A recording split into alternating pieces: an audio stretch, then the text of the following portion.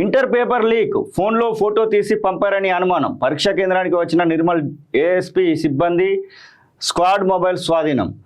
విచారణ కోసం ఠానాకు తరలింపు అంటూ చూస్తూ ఉన్నాం. మరి దీనిలో నిజం ఎంత ఉందో తెలియదు కానీ పేపర్ లీక్ అయింది అనేటువంటి వార్తలు అయితే వచ్చినాయి.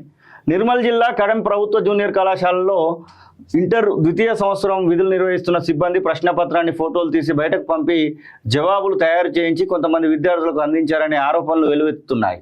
Kadem incharge SI Shankar, Khanapur CI Saidarao పరీక్ష కేంద్రానికి చేరుకొని నిర్మల్ ఏఎస్పీ రాజేష్ మీనాకు సమాచారం ఇచ్చారు.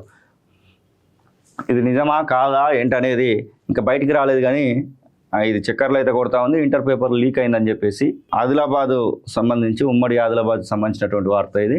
నిర్మల్ ఏఎస్పీ కేంద్రానికి చేరుకొని పరీక్ష అయిపోయిన తర్వాత సిబ్బంది స్క్వాడ్స్ మొబైల్ను డిపాజిట్ బాక్స్లో వేయించి కడెం పోలీస్ స్టేషన్కు తరలించారు. ఫోన్లు, వాట్సాప్ను చెక్ చేసినట్టు తెలిసింది. ఈ విషయమై ఏఎస్పీని వివరణ కోరగా సాధారణ తనిఖీల్లో భాగంగానే ఇక్కడికి వచ్చినట్టు చెప్పారు.